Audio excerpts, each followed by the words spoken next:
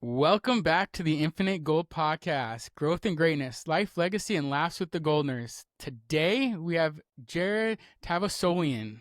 I got that right? I Yes. nailed it. Let's go.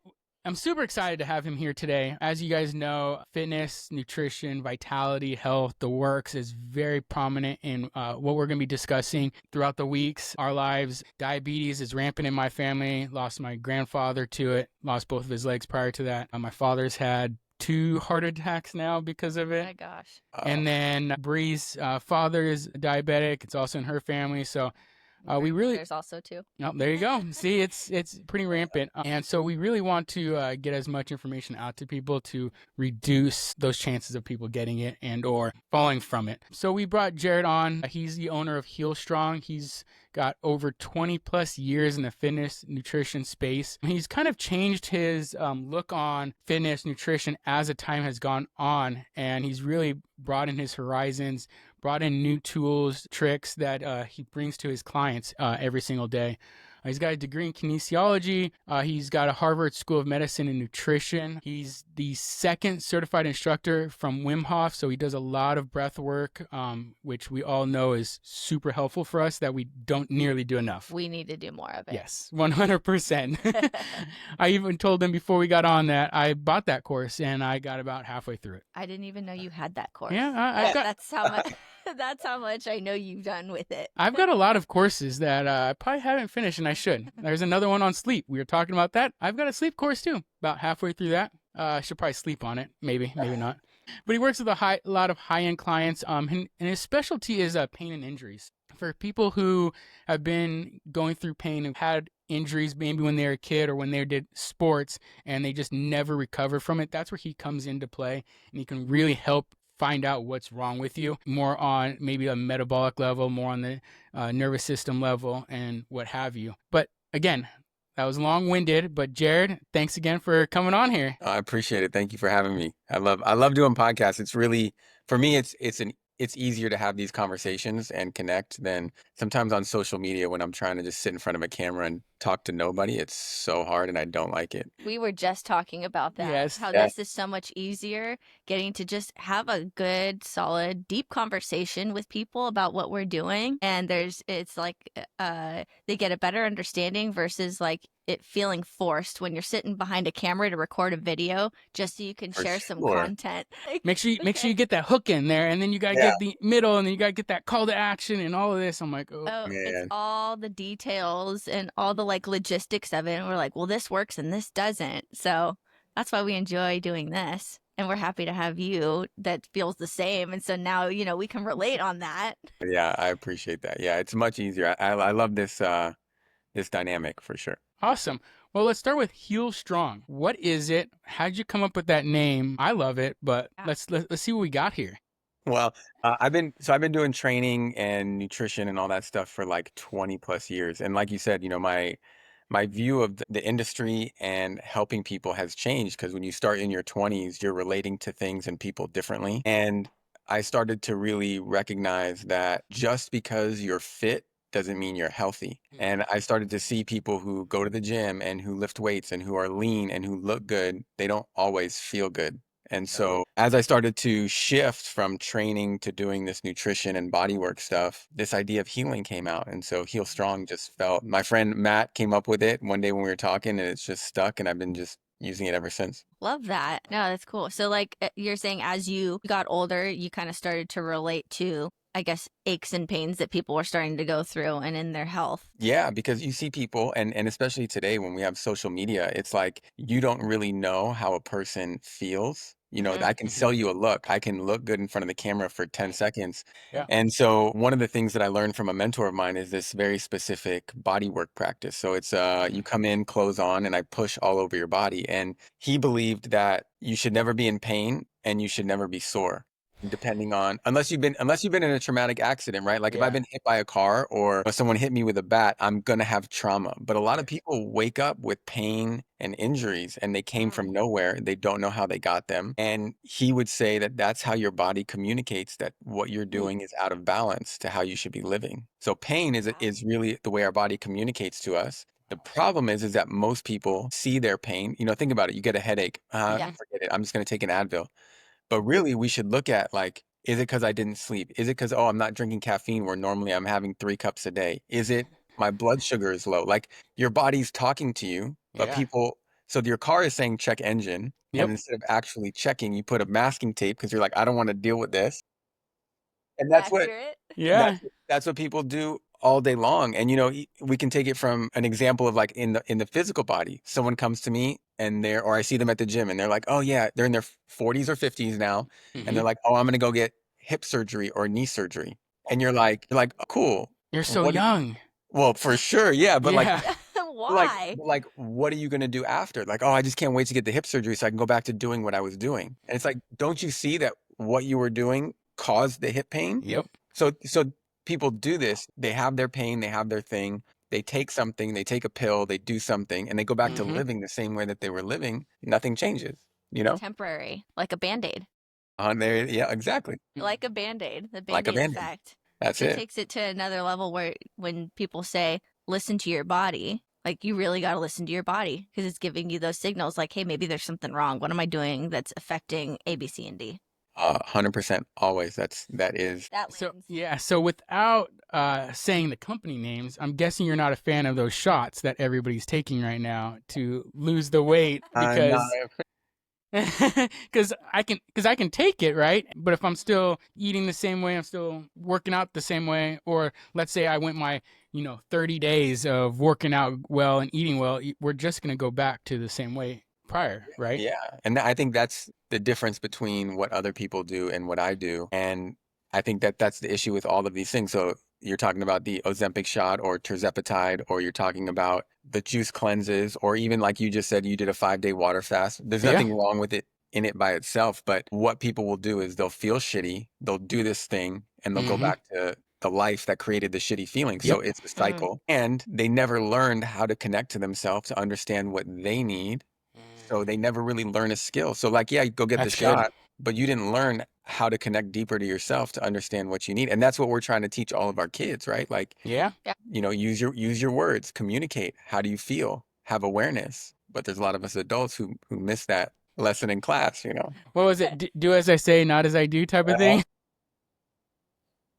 And that's how I got to this place, because I was in a place where I was training hard. If you looked at me, I looked really fit, but inside I felt like crap. And I didn't realize the connection of the nervous system. I didn't realize that my environment has a big thing to do with how I feel. So I just was like, "Oh, I'm going to go to the gym. I'm going to take the protein powders. I'm going to do the thing." Creatine. And then I still feel the All same the way. things. Yeah. Yeah, that's awesome. Well, you mentioned both two different things that we definitely want to touch on, the nervous system and your environment. But let's start with your environment and your headspace. And we've been obviously growing the last year or so, and we've really tapped into this whole mindset side of things where, there's discipline and then there's motivation. Like, are you disciplined to do something or are you motivated to do something? Well, we're not always motivated, so you've got to be disciplined. So how do you tap into that environment and that headspace for your clients to get them to that next level? Because as you know, especially when we're all in pain, we're not motivated to do anything, like at all. So how do you tap into that? And how do you work through your clients on that? That's a good question. I would say it's also kind of a loaded question because it depends on the person Yeah, in front of me. Everyone's correct. motivated by different things. But I would say that the thing I notice more and more with people is that they're too overextended. We have Mm, too many things going on. There's too much opportunities. There's too much yes to everything. An analogy I'll use with clients a lot is when you go to a buffet. I have an empty plate and I go up there and I start putting the mashed potatoes on and the yes, steak let's on, and go. Let's go. yeah, Let's go. right? I get all the things. By the time Guilty. time I get halfway through, my plate is full, but there's all this great food, so I just keep putting food on top of food, right? Yep. And that's kind of a symbolism of how we do our lives. We're taking care of the kids, we're going to work, we're trying to be the best friends. We're so overextended that we don't have the resources to do the things. And like, Bree, we were talking about moms. Moms Yeah. are the worst because they take care of everybody else. They take care of everybody else and they sacrifice themselves. But if you've been on any plane, you know that one of the emergency exit conversations is you got to put your mask on before you put your kids on. Yep. So when I'm working with moms, it's a lot about contracting and like bringing in your energy so that you can Mm-hmm. focus and be very specific on the things that you really want. Because people are like, I always say, okay, what are your main 3 buckets? As a mom, for you, it might be yourself, your kids, and your husband or your work, or yourself, your kid. So now, whatever your 3 things are, you go into the world and there's all these opportunities coming at you. Oh, homegirl wants to go out on a Thursday night and have like wine. Oh, I want to sign up for PTA. I don't know. And you have to ask yourself, does it serve one of my 3 buckets? And if it's not, you have to be good at saying no, because you good. you have these Wow. 3 things that are important to you, but you keep saying yes to things that don't fill those buckets. So you don't have enough time. So these are kind of things that we work on with No, that's clients. so good. Like to hear it from your perspective, like from a man giving the perspective and seeing, because the clients that you deal with, that gave me something more to think about. I That's appreciate that. really good. It's giving me something to think about. So it's for sure gonna give our listeners something to think about. All the moms out there that are listening. That's I hope really so. good. Yes. I didn't ever think about it that way in your 3 buckets. Okay, are these contributing to these buckets? Because we're And so used to spreading ourselves thin. And this is when it comes back to, for a lot of people, they don't have the discipline, because it's why when you go to the grocery store, they put all those cool little candies right up at the front, because by the time you've gone through a grocery store and you've made all your choices about food and what you're going to get and what you're not, by the time you get to the checkout, your brain is done. You have decision fatigue. That Yep. shiny thing looks good. You just Grab it.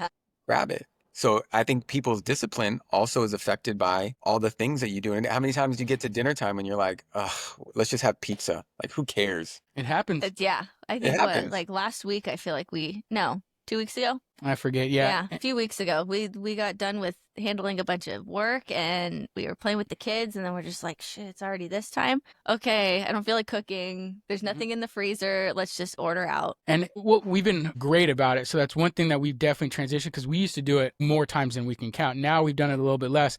One of the things that we've invested in is we bought half a cow last year. Same. We've mentioned it, and you just bought it with the same exact company. Have you eaten it yet? Oh, it's amazing. Amazing. Yeah, they Yes, do a so great job. we're actually going to bring Nikki on Oh, cool. the podcast. Like, she's awesome. So we'll talk all about it. But like, we can't eat meat that's like from the grocery store anymore. I won't. I'll be a meat snob now. Yeah, but like if you order it the way we ordered it, just like you did, it comes out to being cheaper than the grocery store. Definitely. And then now we could just walk right to our garage, grab it out, defrost it, and it's ready to go. So it reduced a lot of those eating out and a lot of those other stuff that we were doing prior. Yeah, it makes sense for sure. So since we kind of tapped into that whole nutrition side of things, can you talk about like metabolism? Obviously, we all have this idea and notion of what metabolism is and how it, that's where we get our energy. And, oh, you have a high metabolism, so that's just why you're skinny. But can you explain how you can actually change or adapt your metabolism and your eating to you personally or your client? And improve it. Yeah. Yeah. So metabolism is basically the ability to convert food into energy. And that's, I would say, we want to keep this as very basic as possible. Yeah. And I think that's all really people need to know is like metabolism is converting food to energy, and everybody's going to be a little bit different. And previously it was thought that your genetics created your metabolism. But we know a lot now that it's not so much the genetics, but you learn behaviors that happen from parents or whatever that you were in that created that. I also believe that the mindset, the mind is a huge part of metabolism. So like Huberman he's a science. I don't know if you know Andrew Huberman. Yeah. Yeah, we followed him on the podcast, listened to him a couple of them. He's got some long podcasts, but they are so good. Yeah, the science that he brings in.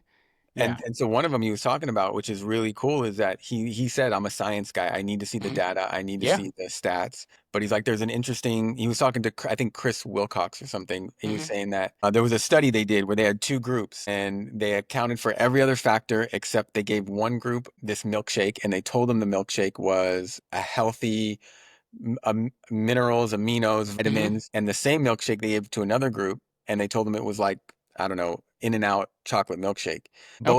Both groups ate the milkshake. The group that thought that it was healthy lost a certain amount of body fat, got all their health markers went down. So our mindset has a huge part of playing in what we do. And so that's, I think, for metabolism, it comes to stress, it comes to minerals. And we know, like, stress, we hear that word, it's like the boogeyman word. It's there. You can't really, it's like Wi-Fi. Like Can't really get it. But the impact that Wi-Fi has, I'm sorry, that stress has on a person I mean, is Wi-Fi does too.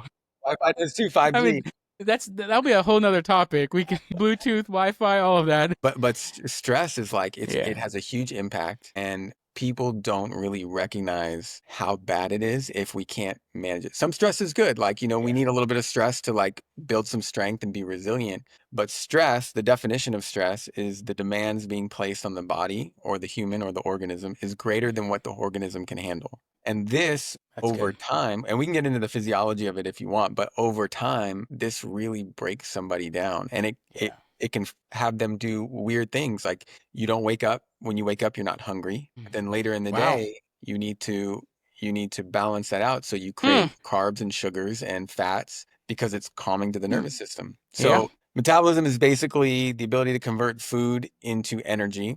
Mhm. And now we have ways that we can do that. So like Anthony, we did the metabolic test. Yep. Yep. And that's a way where I bring somebody in, I put them on a face mask and a heart rate monitor. And based on their questions that they answer, their goals, who they are, and the information that the machine gets, we can now more strategically give someone their macros, tell them exactly how many proteins, carbs, and fats to eat. So I've had celebrities who are cool. getting ready for roles. I've had athletes coming in getting ready for stuff. And so now you can program, you can know exactly what your macros are for eating. And you can know if I do the VO2 max, the treadmill Mhm. test or the bike test, you can also now have a prescription on how you should train to be more efficient. And what's cool about that is if you listen to Peter Attia, who's another longevity doctor on Yep. the podcast, he's an amazing guy. He wrote a book called Outlive. Yeah. Okay. Yes.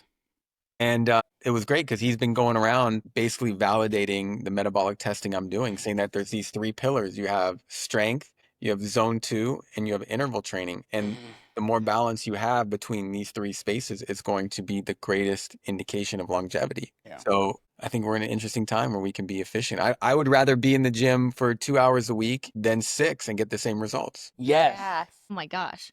Well, dude, I remember the days when because I used to work for Gold's Gym at one point, and I ran front desk. I was like the most motivated, I guess, if you will, to be in the gym because I worked there and I was so excited to either work out before my shift or work out after. And I would be in there for 2 to 3 hours. When Crazy. nowadays I'm like, I don't have that much time to. I'm like, I'm lucky if I can get my 35 minutes in. I'm like, okay, make the most of your time. I'm just like, okay, if I've only got 10 minutes, I'm like, go, go, go.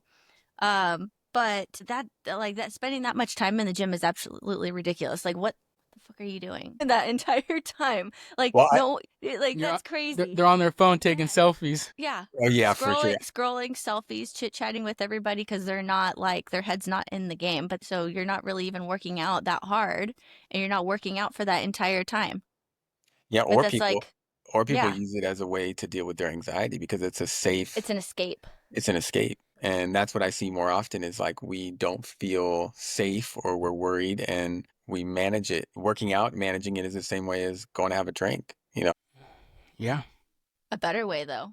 It's a I will better say way, it's a but better way. but it's still bad because now, like Yeah. you just mentioned it, you're putting stressors on your body. So now if you're putting 2 hours of stressors on your body and then you're not recovering or you're recovering with horrible nutrition, well, in essence, I think that's probably worse for you than had you not done that. Yeah, and I think so this is part of like what I teach and why it's so important to not just, because if I go online right now and I'm like, okay, I want to lose weight, get stronger, whatever, I'm going to download somebody's plan who's going to give me a template and it's going to say eat X, do Y, and you're going to get healthy. But in that process, I'm not learning anything about myself. Nope. So, Mm-mm. but now what if I learn to understand when I'm feeling stressed, to understand the signs that my body is telling me, right? Like now I'm creating a connection to myself because if I wake up on a Wednesday, I'm dog ass tired, I haven't slept, I go to do my first whatever set of push-ups or sled drive and I can feel, oh, it's like way harder than normal. I need to stop Yeah. or I need to do less or lighten the load. And this is smart training. In the Yeah. past, a good training session was I sweat hard, I kicked my ass, I'm so sore. And I can't move the next day. And I can't. So, what would you recommend to the stay-at-home mom or the working mom who, like you said, is got so many different things they're trying to accomplish all at the same time, and then their one thing that they always say is, "No, it's not doable. I can't make it happen." But you literally just said that you could work out for 2 hours a week if it's done smart, and that'll work. So how do you give us like a quick rundown of how you would help out somebody that is maybe asking for that or needs that? Well, they should all come and do my metabolic test, number I one. like it. Yes. Hey, by the way, his website will be in the description, so definitely take a look at it and check it out. I did it. It was amazing. And I I'm going to be probably doing a second one here soon. Nice. I appreciate it. No, I Of think course. for me, the biggest thing is shifting the mindset of the mom. So generally, a mom will get up, take care of everyone first. She won't eat breakfast. She'll grab her coffee. She's out the door. Wow, there's a stare right there going down. I'm getting better at it. You are Getting better at 100%. it. But we literally just had this conversation because you're probably going to touch on it. Moms, they do a lot. They're amazing. They're super women. You guys go in waves. There's some times when like you guys are killing it and then you're not, and we have to have those calibration talks. We're like, hey babe, let's get back to where you were, and then you'll probably touch on a little bit more as to the benefits of doing that. Yeah, and I think it's about changing the mindset. There needs to be a shift. I don't need an hour to do a workout. Like realistically, I need 15 to 20 minutes. Maybe, and depending on how old my kids are, I could probably do it with them. But this idea of like, I need to put my Lululemons on, I need to go to the gym, it needs to look like this, I need to be there for an hour. This I think is crazy. So to me, it's a shift, and it's a shift also in taking care of themselves, because the typical, like I was saying, is like a mom gets up, she doesn't eat, she drinks coffee to get herself jacked so that she can handle all the morning stuff. She goes, maybe around 11, she'll get a green juice, a pastry, or a bar because that's easy. She'll keep going. She'll try to grab a salad for lunch, and then it's picking up the kid. It's like, it doesn't stop. And so I think that we are just bigger versions of our childhood selves. Like, I think when I look at my son who's 8, I see myself. I'm just a bigger version of him. And kids need to have consistency in their life in order to feel safe. They need to have consistency in order to be able to rest and to play. When a kid is stressed, he won't play, he won't dance, and he won't sing, or she. Yeah. So a lot of my clients who come to me, when they tell me their day, I'm like, what did you do today? The perfect example, a mom. She's like, oh, well, I wake up, I drink a black coffee, I intermittent fast until 1, I grab a quick bar, then I go to the gym, and then I look at her and I say, okay, your daughter is 5. If your daughter did that, she would be a fucking monster. Like, she would literally be insane. And then Hashtag toddlers.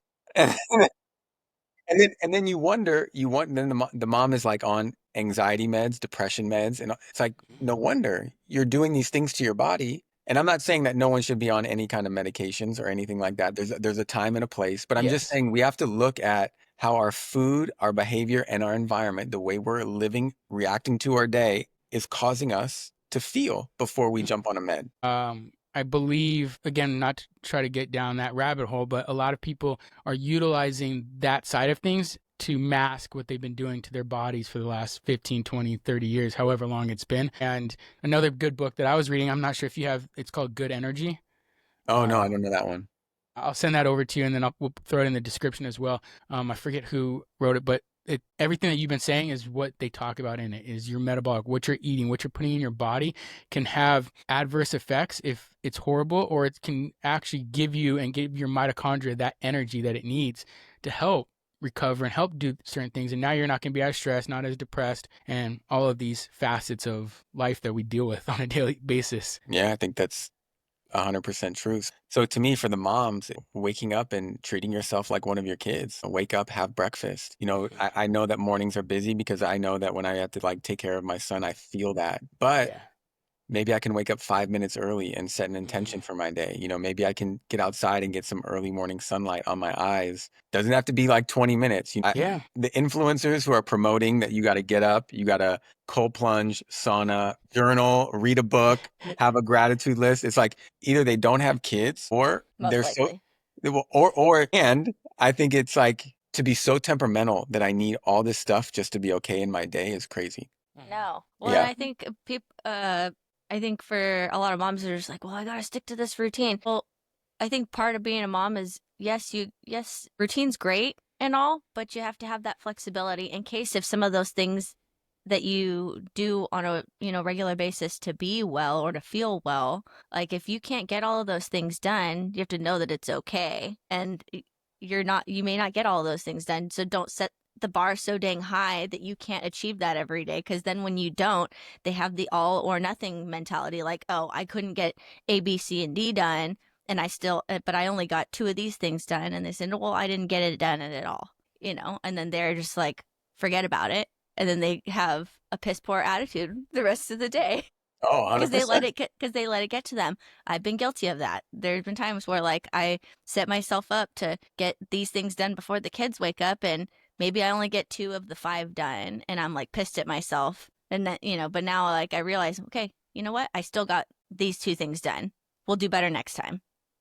It's like, don't beat It's a yourself great up. attitude. Yeah, it's a great attitude. So, question for you, since you kind of touched on it a little bit and you've kind of moved from the way you used to train more into this, like more, not necessarily holistic route, but in more of a body wellness route, is what are some like misconceptions that you have of the fitness and nutrition world that is plastered all over there? We kind of touched on a few things like those cleanses and those green juices. But what are like maybe let's say the 3 biggest misconceptions that a lot of people think that they have to do or need to do that you're like, no, that's not true? That's a good question. I would say in the fitness industry, I think it's that you have to kill yourself to get results. Yeah. So I've been doing this for a long time. So for me in particular, like right now is like a very hard season where I'm like my business, my kid, I'm trying to do some other things on the side. So my time to train and to work isn't very great. Maybe I have 20, 25 minutes in a day,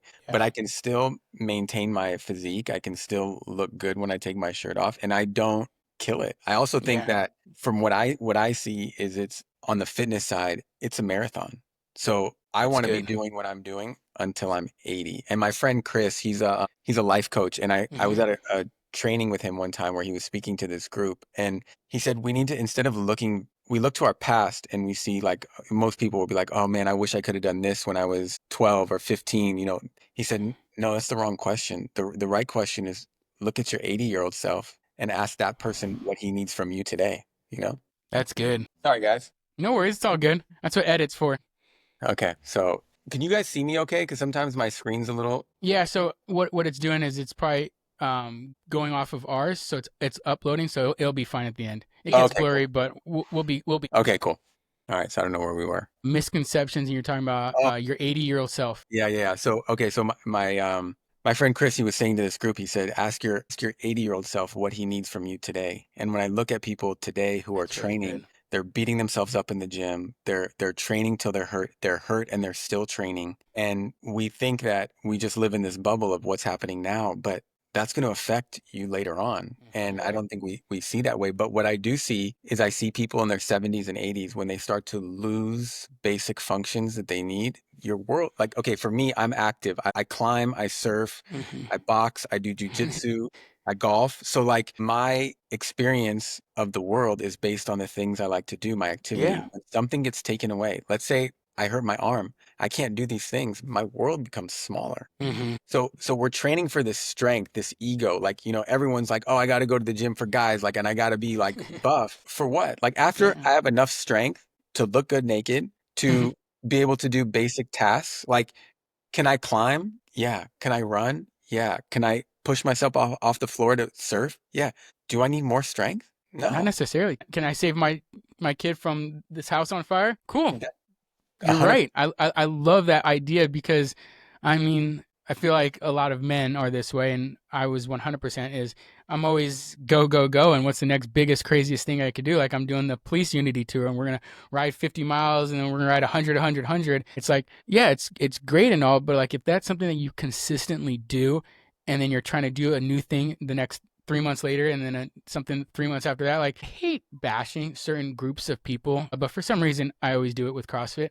But my issue with it is not the workouts and it's not the people. It's the way they look. And the reason and what I'm getting at by the way they look is not physically. It's they have their elbows wrapped, they have their knees wrapped, they have their wrists wrapped, they have like the KT tape, like it almost looks like they're a mummy. And it's like just for them to go do their competition or their workouts, like what you just said, what does their body look like underneath all of that?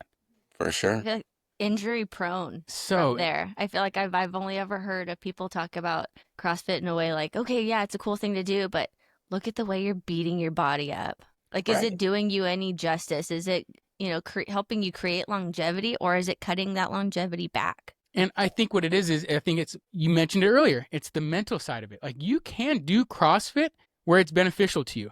The problem is the mental side of it. Everybody is like, I got to be number one on the board. I've got to do this. I have these metrics that I have to hit because if I don't hit it, then I suck. It's like, no, you can do it to your best ability and stop right there. Like, stop trying to be the next biggest and best person. Yeah.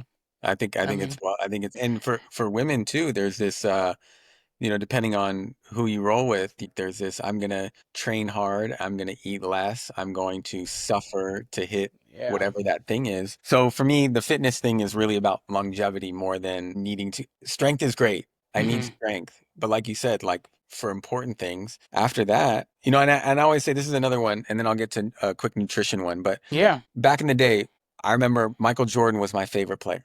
I Mm-hmm. loved watching him play. When he first came in the league, he's a high flyer. He's dunking on people. He's going to the hole. As he Yep. gets older, he starts to realize that like that part of his game is really strong. And he has that whenever he wants, but he's not a great three-point shooter. He's not a great mid-range. So he keeps his high flying stuff in the bank, Yep. maintenance, and then he goes to work on all these other aspects. He Oh, works on his yeah. mid-range, his fadeaway, his three-pointer.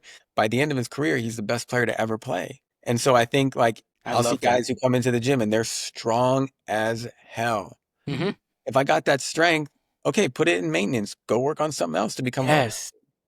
So That's so good. yeah, so I think that this is an important part because a lot of first responders and a lot of Yep. fire guys, like Mm-hmm. you guys are always hurt. You're always Always. hurt. Mm. And so Yeah. it's sad for you and it's sad for the people who care for you and the people who you care for. Mm-hmm. And then for nutrition, I think the biggest misconception is like this whole idea of demonizing foods. Like, I'm not a big proponent of seed oils, but it's not going to kill me if I have some here and there. I'm Yep. not paleo, I'm not carnivore. People want to say like this is right and this is wrong, and it's Mm-hmm. different for everybody. So I try to work with people to kind of work past that because the mind can keep you stuck more than, like perfect example, I'm working with a client and she's like, I say to her because her nervous system is really out of whack and she's under eating tremendously. I'm like, hey, at night before bed, have a little ice cream. She's like, ice cream? I would never eat ice cream. How could you tell me to eat ice cream? Like, you're supposed to be my health coach. Like, what are you telling me? I said, okay. I said, do you eat milk or do you drink milk? She's like, yeah. I said, do you eat eggs? She said, yeah. I was like, do you occasionally have sugar? She said, yeah. I was like, girl, mix that up together. You got ice cream. Just put it in the freezer. Like, what do we? Her mind was so fixated on I don't want to eat ice cream that she couldn't Yeah. see that. Like, so trying to work through this thing about like, oh, I got to be paleo. Oh, I have to have the perfect meal plan. Yeah. There is no perfect meal plan. No. Since you mentioned it on the food side of things, and we've talked about it, and you learned a lot about it, is the meat side of things. Why is there such this stigma of red meat? And then actually, how beneficial is it for women and their hormones and the cycles and what have you when you're eating the red meat? Yeah. Well, I think that started, if I'm correct, that started in like the 1950s or something. There was a big lobby for this thing about going against saturated fat. And I think there's even like New York Times or Time Magazine had an article or something like that where they talked about this. There was a lot of researchers that were paid off to say that fat from meat makes you sick, when actually it was like sugar or there was some other reason for it. Mm-hmm. So it's been around for a long time. And there's also this huge green movement right now, which is like everyone needs to be green. We need to be recycled. We need to take care of the planet. And so that green movement, I think, is pushing more of trying to get people away from eating meat, which I think is wild. And I don't follow that. Yeah. For women, I noticed that I would say 99% of the women that come to see me undereat protein. Mm-hmm. Yeah. And protein, when you break it down to its smallest form, is amino acids. And those amino acids are the building blocks. So I always tell my clients the same thing. It's like, every day you're putting your body through this, whether you're physically active or not. You're waking up, you're taking care of your kids, you're moving around the house, you're expending energy. Mm-hmm. And so you need to heal and repair. And we get that through protein. So if you're not eating enough, it would be like me giving you a couple 2x4s, a hammer, and a nail and saying, build me a house. And you're like, That's so Jared, You're good. lacking some of the tools. yeah, I don't have the material. What are you talking about? And that's your body. Your body over time, when it doesn't have the Mm. tools, it will start to sacrifice itself to heal and repair. A lot of people are spending money, but they're not putting it back into their bank account. At some point, you're on borrowed credit. That's usually when people get sick. That's good. Yeah. I could do this all day, guys. Let's go. Oh, I know. Seriously.